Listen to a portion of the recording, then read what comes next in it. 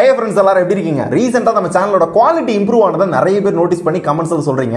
யார்ட்ட இருந்து வேணா தப்பிக்கலாம் போல, உங்ககிட்ட இருந்து தப்பிக்கிறது கொஞ்சம் கஷ்டம் தான். இதுக்காக பாத்தீங்கன்னா Canon EOS R6 அப்படின்ற ஒரு 4K full frame கேமராவை ரீசெண்டா நம்ம வாங்கியிருந்தோம். இந்த பாடியோட விலை பாத்தீங்கன்னா 2.5 லட்சம். லென்ஸோட சேர்த்து பாத்தீங்க அப்படின்னா 3 லட்சம். 3 லட்சம் ரூபாய்க்கு இந்த கேமரால என்னடா இருக்கு அப்படின்னு கேட்டீங்கன்னா அதை தான் பார்க்க போறோம். சோ இதோட அன்பாக்சிங், இந்த கேமரால 3 லட்சம் ரூபாய்க்கு என்ன கொடுத்துருக்காங்க அண்ட் எதுக்காக நான் வாங்கினேன், இது யாருக்கெல்லாம் சூட் ஆகும், என்னோட ஃபீட்பேக் என்ன அப்படின்ற எல்லாத்தையுமே இந்த வீடியோல பார்க்கலாம்.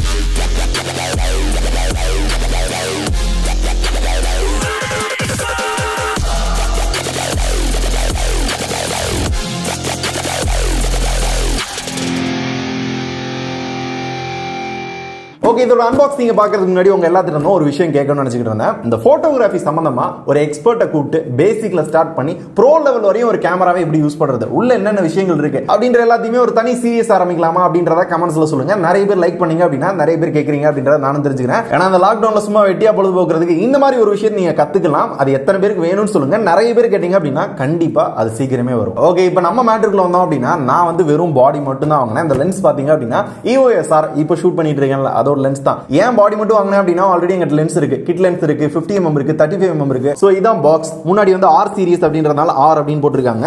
இந்த சைடுல கேமராவோட பிக்சர், இந்த சைடுல பாத்தீங்கன்னா ஒரு சில இன்ஃபர்மேஷன்ஸ்லாம் போட்டிருக்காங்க.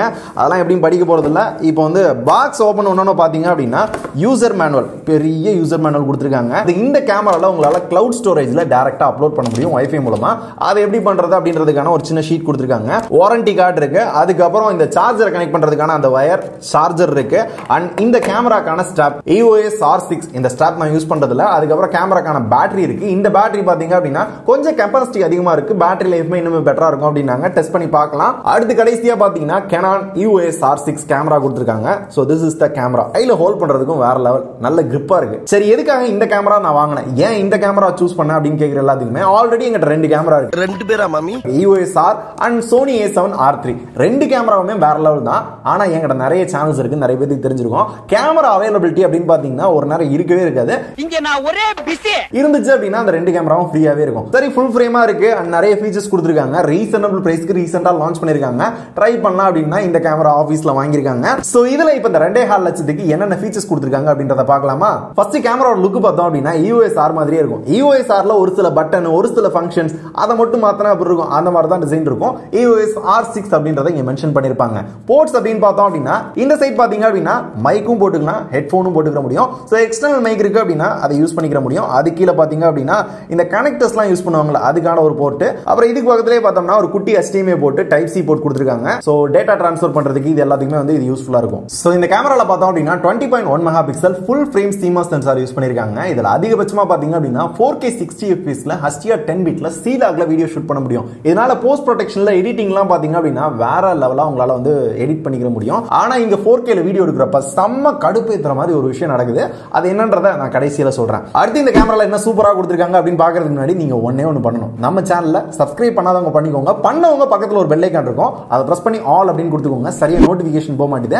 இந்த மாதிரி என்ன வீடியோ போட்டாலும் நீங்க மிஸ் பண்ணாம பார்த்தறலாம். அண்ட் இதுல dual pixel auto focus version 2 கொடுத்திருக்காங்க. அதனால ஆட்டோ ஃபோக்கஸ் பாத்தீங்க அப்படின்னா வேற லெவலா இருக்கு. ஐ ஆட்டோ ஃபோக்கஸ் இருக்கு, ஃபேஸ் ஆட்டோ ஃபோக்கஸ் இருக்கு, ஹெட் ஆட்டோ ஃபோக்கஸ் இருக்கு. அதனால நம்ம தலை எங்கேயாவது மறையுது அப்படின்னா கூட அதை கண்டினியூவா ட்ராக் பண்ணுது.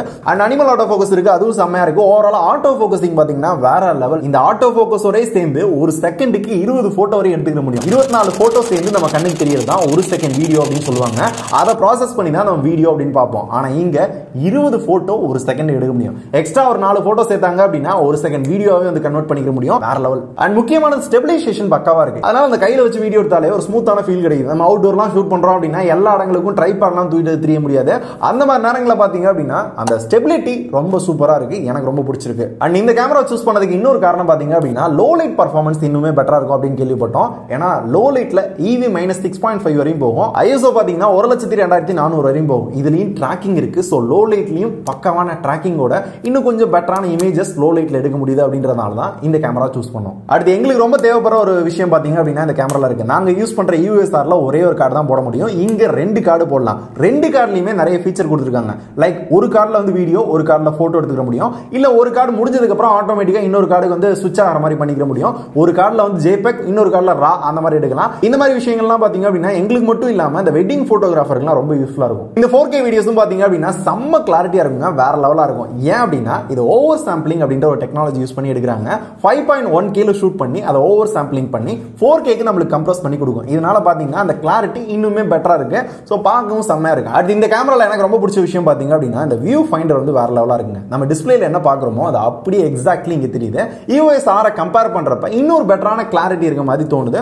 சோ எனக்கு அந்த வியூ ஃபைண்டர் ரொம்ப ரொம்ப யூஸ்ஃபுல்லா இருக்கு. அடுத்து EOS Rல இருந்து இதுக்கு ஒரு அப்கிரேட் அப்படின்னு பார்த்தோம் அப்படின்னா இதோட பேட்டரி ஹை கெபாசிட்டி பேட்டரி வந்து கொடுத்துருக்காங்கன்னா 2130 mAh பேட்டரி. இது ஒரு புது மாடல் பேட்டரி அப்படின்ற மாதிரி சொல்றாங்க. நார்மலா நம்மளோட Canon பேட்டரி வந்து யூஸ் பண்ணிக்கிற முடியும். ஆனா இதோட பேட்டரி பாத்தீங்க அப்படின்னா இன்னும் கொஞ்சம் பேட்டரி பெர்ஃபார்மன்ஸ் பெட்டரா இருக்கும்னு சொன்னாங்க. ஆனா நாங்க அந்த அளவுக்கு டெஸ்ட் பண்ணி பார்க்கல.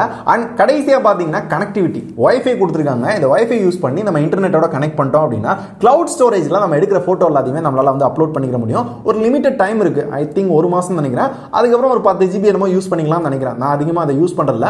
அந்த மாதிரி ஒரு ஆப்ஷன் இந்த கேமரால இருக்கு. ஆப்போட கனெக்ட் பண்ணிட்டோம் அப்படின்னா அந்த கேமரா கண்ட்ரோல் எல்லாமே இந்த ஆப்ல வந்துடும். நம்ம கண்ட்ரோல் பண்றது, ரெக்கார்ட் பண்றது எல்லாமே பண்ணிக்க முடியும். அதுக்கு இந்த வைஃபை பாத்தீங்கன்னா ரொம்ப யூஸ்ஃபுல்லா இருக்கும். அண்ட் ப்ளூடூத் கொடுத்துருக்காங்க.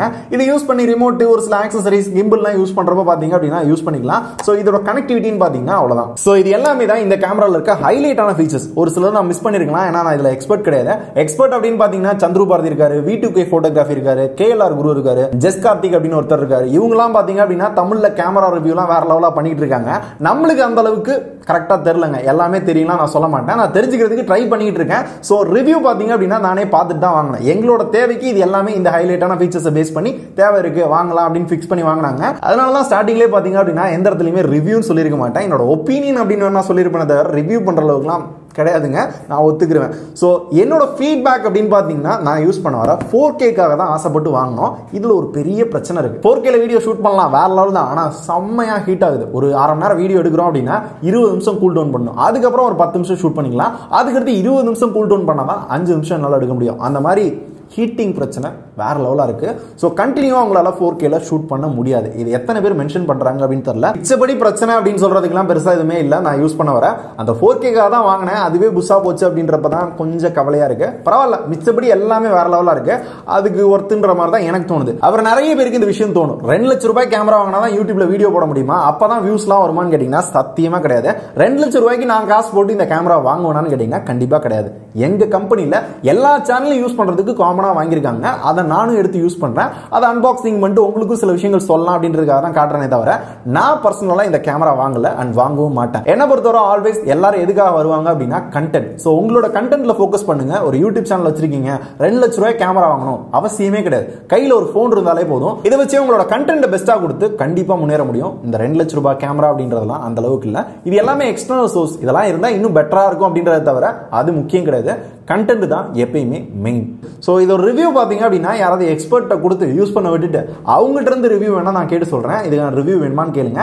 அதே மாதிரி இந்த போட்டோகிராஃபி சீரிஸ் யாராவது எக்ஸ்பர்ட்ட வச்சு அந்த சீரிஸ் ஆரம்பிச்சு விட்டுருவோமா அப்படின்றத கமெண்ட்ஸ்ல சொல்லுங்க. இதை பத்தி டவுட் இருக்கு அப்படின்னா கமெண்ட்ல சொல்லுங்க. நானும் தெரிஞ்சுக்கிட்டு உங்களுக்கு நான் சொல்லி தரேன். இப்போ இந்த வீடியோ முடிச்சுக்கலாம். நார்மலா ஒரு போன் ரிவ்யூ, போன் அன்பாக்சிங், இதை விட இந்த கேமரா அன்பாக்சிங் இன்ட்ரெஸ்டிங்கா இருந்திருக்கும் நம்புறேன். இருந்துச்சுன்னா பண்ணுங்க. நாளைக்கு இதே மாதிரி ஒரு செம்மையான ப்ராடக்ட்டோட உங்களை வந்து பாக்குறேன். நன்றி, வணக்கம்.